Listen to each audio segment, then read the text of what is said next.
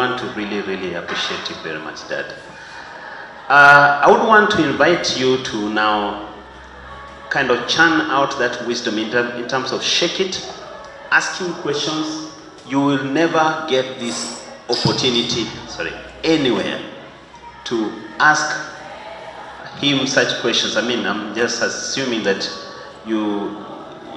not assuming, I'm persuaded. This is exclusive. This is exclusive to you as excellencies, all right?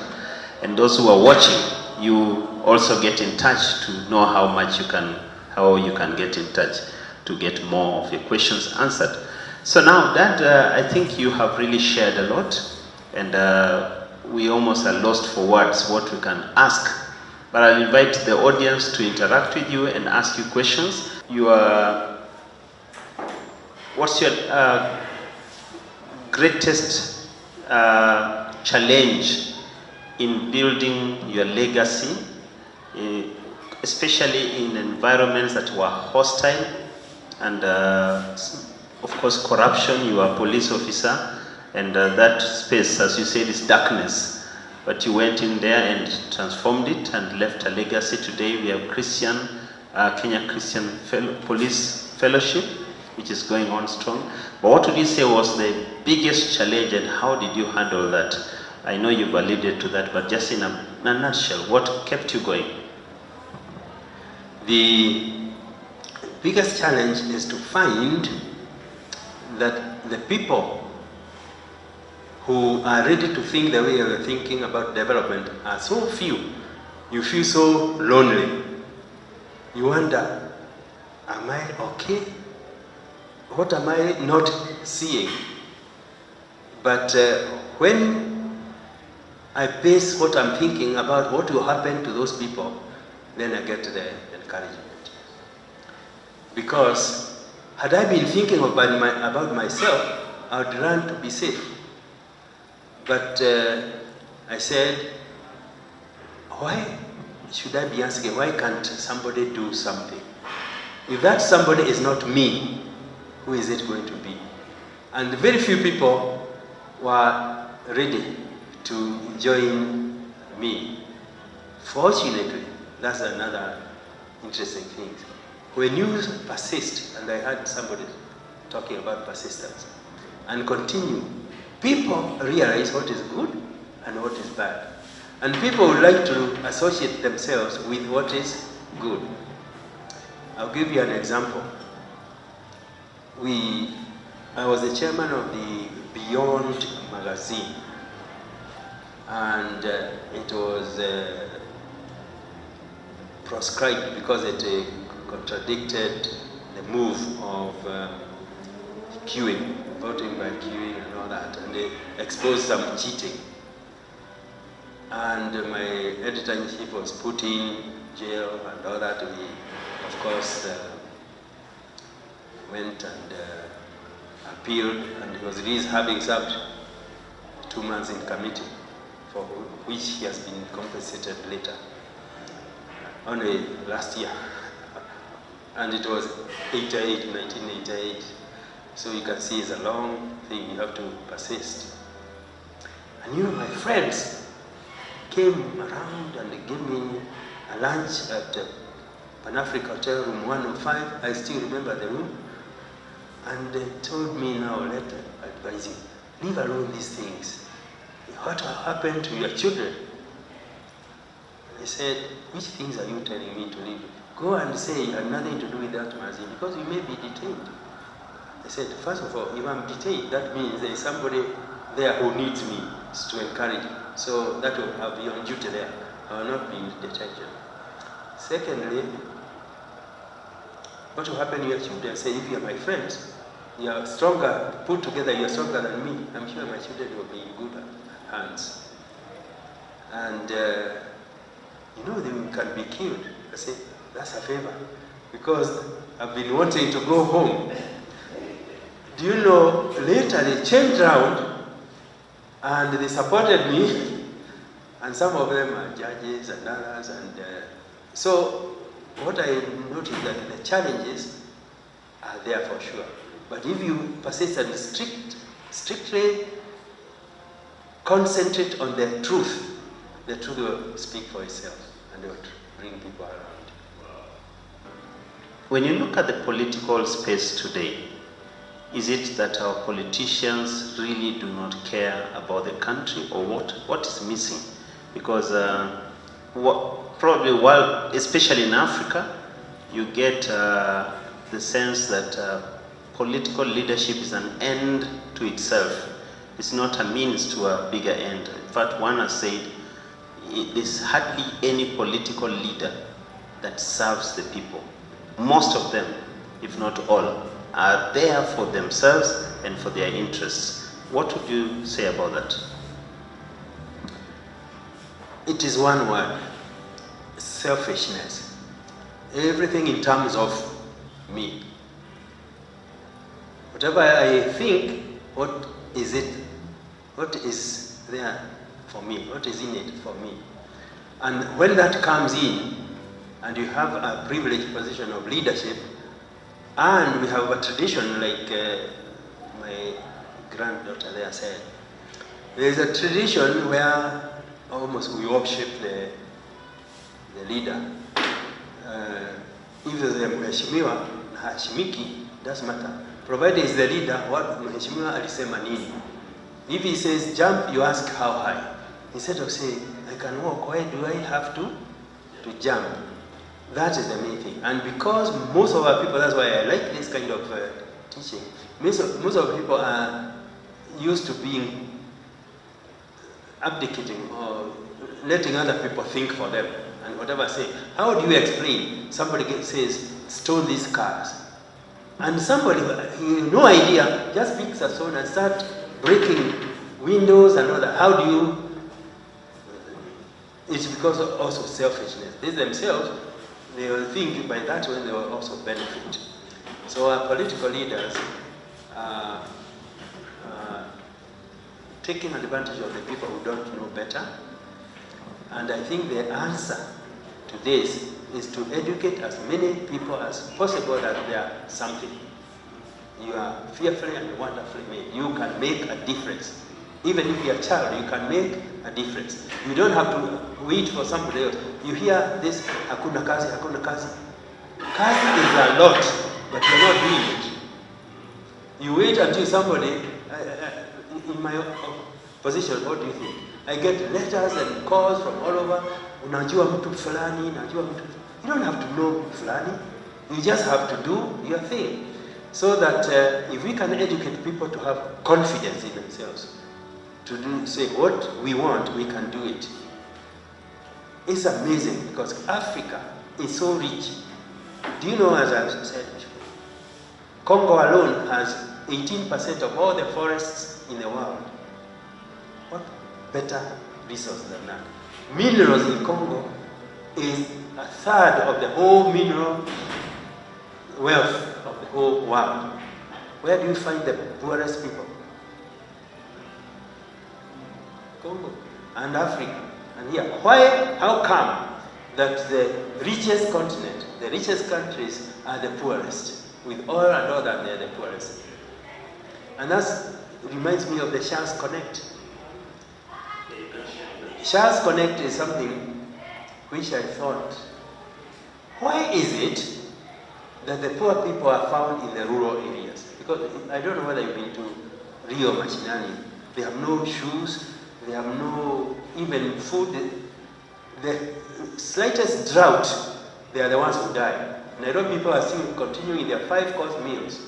And their food comes from there. Water, they are still going to the river, being drowned, and we are here opening taps. And where did that water come from? Under their farms, the pipe is under there, passing them, and they are going with the muddy water and all that. Electricity is only now, something is happening. We used to say, danger, hatari, don't touch. We didn't know even what it is. And we are with those small lamps, which you cannot even see far, and you will go out and blown up by the wind. Livestock and all that. And there's people who have hides and skins cannot afford to buy shoes. Where are the shoes? In your house, you have about 3, 4, 5, even not 10 pairs of shoes, and you have no cow, not even a rabbit. So I said, there is something wrong. Again, it goes back to education. For the people say, this is our resource, we will do it, and we did a bit of research in the Kirinyaga area. We found that a maize cob, to produce it is 4 shillings. If you count labor, you count water, you count everything, and the salary of the people, it's 4 shillings. They sell it at 2 shillings. So every farmer is losing 2 shillings per maize cob. When it comes to Nairobi, it's 15 shillings. Who gets the middle? Is that not injustice of the highest order?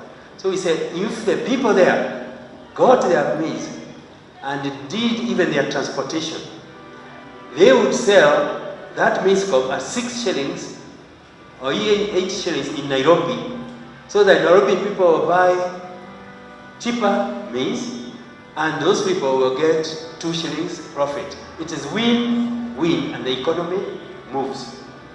But because of that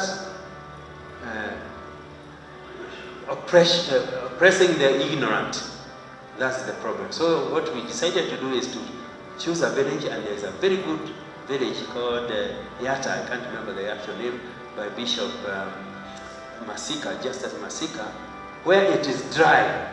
People is only, you see that cycles with it, and he said, why should we rely on family relief every time?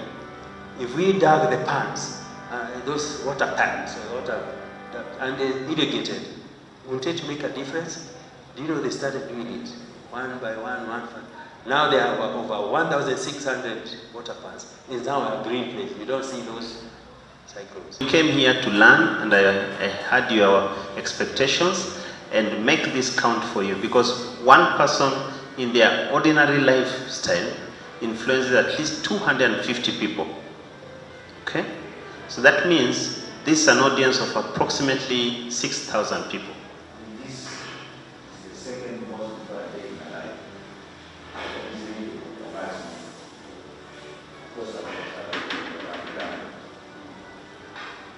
I number one question is, have you written any book?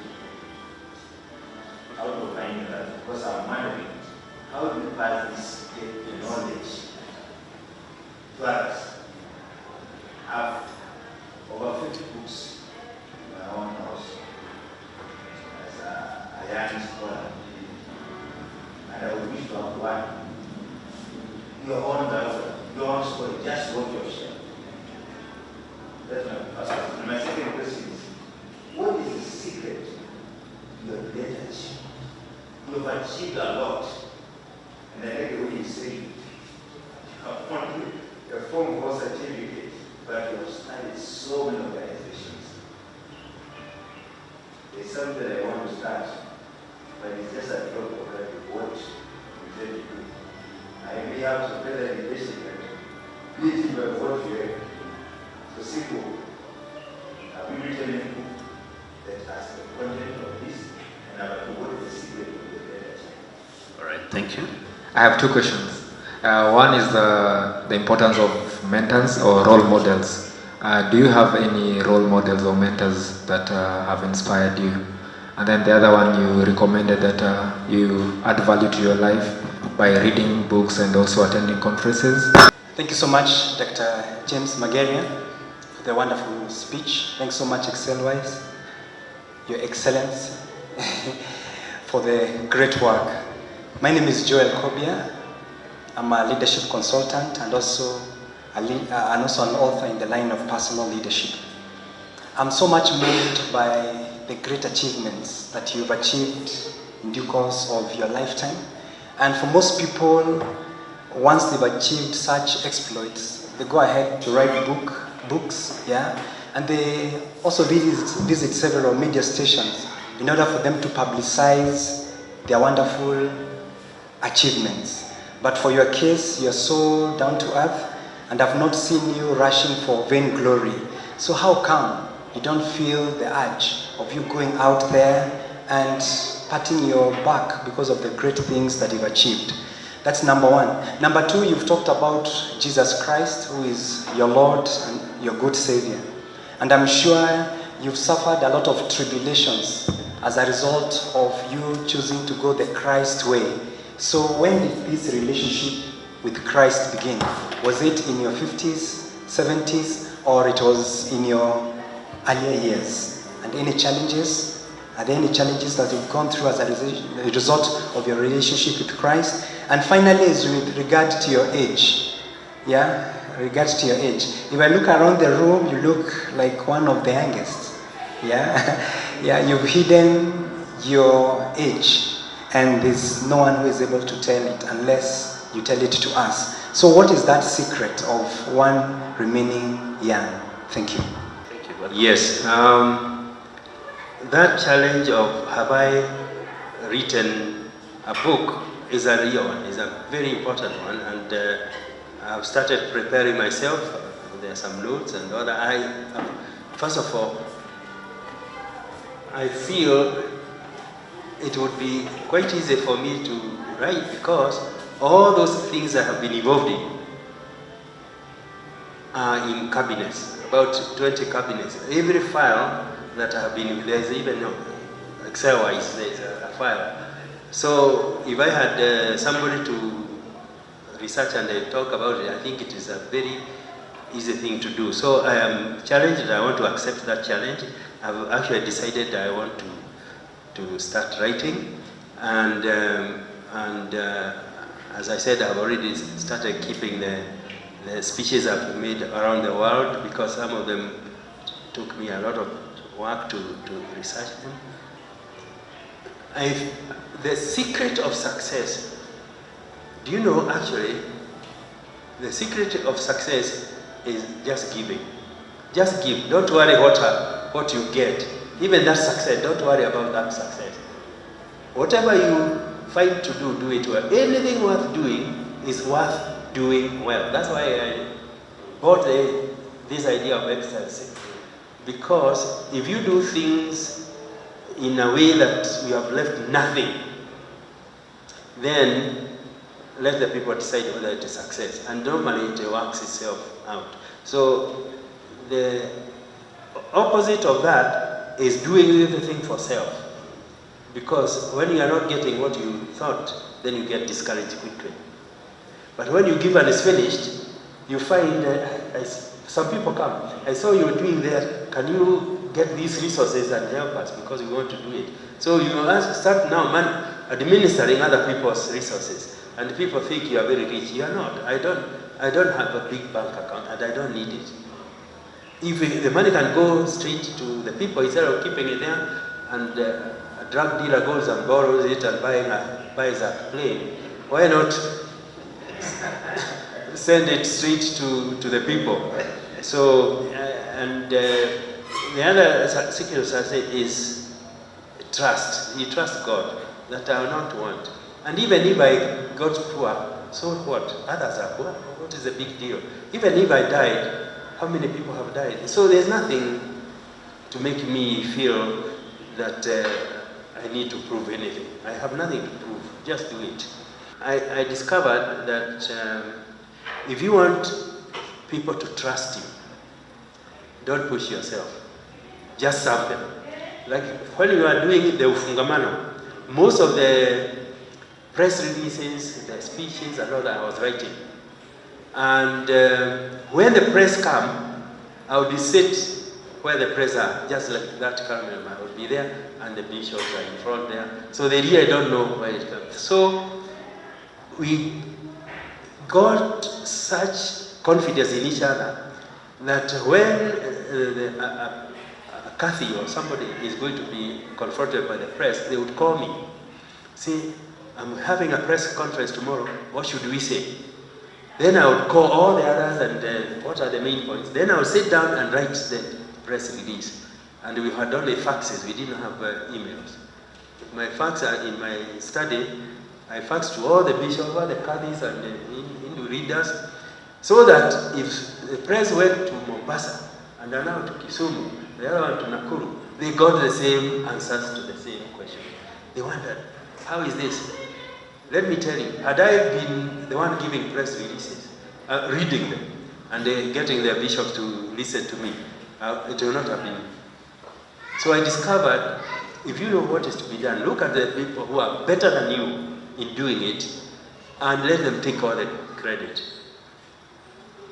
And they themselves, knowing where it came from, then you'll be forever, even today, the bishops will always be my friends, because they knew there was nothing for that I was looking for. So Professor, you hear, he's read Animal Farm and that has sufficed. But he's practical. Thank you very much. I think he's very authentic. Is there anyone burning question, or we can say that's for today and then we can, okay, Bonnie? Two things. How do you manage to do so many things, and yet in life we are told you should focus on doing a few things and do them well? And then two, the challenge of, I think when you talk about legacy, you talk a lot about contribution. How do you deal with the challenge of resource mobilization so that you are able to do more good as opposed to just trying to do it without a strategy to mobilize resources? Do you have a strategy for mobilizing resources, or does it follow the service that you're giving? So those two questions. You know, all of us have 24 hours. Nobody has more or less. It's about how you plan it. And that is a is a subject on its own. Time management is a subject which you can talk about. And I learned something very early on, that never do something somebody else can do as well or even better. So, although I'm doing many things, really I'm doing maybe only a tenth of that. Most of the time is dishing out. And there are people waiting, you see a hakuna job, you dish out and they start doing it. Even in a work situation, you give people work and trust them. And they know when you give them work and you are not trusting them. If you are not trusting them, they can cheat you. They maneuver ways of cheating you. But if they know I'm on my own, he did not come and breathe over my shoulders, I found people are very, very dependable if you give them the responsibility and authority to do that. The other resources, let me tell you, resources are all your resources. Don't worry about resources, worry about the things to do. Once you have the right thing to be done, resources will come from the bank, from everywhere else. So the major thing is trust. Be trusted. Wasn't that something worth, your time? So once again, thank you very much, Dad. We really, really appreciate for the very generous investment into our lives. And I do believe that this will accelerate us to the next level of our expressions. So thank you very much. I'd like to invite Bonnie to do the final remarks. I think inspiration is more authentic when somebody models it as opposed to just saying it. And I think just listening to that story, if you didn't hear it, you can see it. And I think what you see, you believe much more than what you hear. My name is Neri Mawako, and what I learned today was very interesting. Just hearing Dr. Mageria's past life and history, and how he managed to balance several things and remaining organized, and not only that, doing things selflessly and with kindness and love. I think that's a different perspective from what you hear other speakers talking about, and just being motivated that even at his age he still continues to do more. So it was quite an engaging forum, and I'm looking forward to more. I definitely encourage more people, especially young people, to come to these forums, because it gives you a learning experience that is not common anywhere else, and also that one-on-one kind of interaction with the guests is very important, and especially women, to attend more of them and encourage them to step up into leadership positions. My name is Dr. Johnson Asimola from the University of Nairobi. It was really an exciting session to just have a moment with one of those great persons who not only just teaches a theoretical framework, but really talks about his own life, almost 76 years, and taking us through all those years and whatever he's learned, and what he's learned and what he has been doing, and so distilling it for us and able to pick a few things here and there. And the beauty about it, I like it because I'm also reading separately, and all these things are coming together. And one key thing that I learned here is that a person has to be authentic in himself, and it all begins with character. And you can look at it differently. So you have to have integrity in whatever you're doing. And this point he has demonstrated through various factors in his own personal lives, how he's worked at different companies, and the challenges that he was encountering, where his own integrity was coming to line. And at all times, when he maintained his integrity, at the end of the day, he was able to come through. And so that has really been instilled in me to understand that personal integrity is the foundation of success, and also of a leader. A leader must have that personal integrity. But the other important thing is about, in legacyship, is about your contribution. And that has really, it's a different mindset of how we understand about success, that is really emphasized that success is not about your own life, but it's all about what you do to other people, how you contribute to their lives, and to the community. And giving examples of how he was able to offer his expertise and his skills to other people to shine. And because at the end of the day, what a leader is looking at is not about success, but it's about the results. Have the results been achieved? But whoever takes credit does not matter, as long as the job has been done. And also, in terms of leadership, another important thing that he's been able to do is developing the leaders around you. And one of the things that he said that, in doing his work, he's been able to achieve a lot, but how he's been able to do that is through delegation and helping others. And in delegation, one of the most important things that is mentioned is that you have to delegate the work and trust the guys, the people that you've given the work, to do the work. And that has really, emphasized the need for us to work through teamwork and, be able to achieve greater things. I think the session was very inspiring, very wonderful, and, I really look forward to more sessions like this.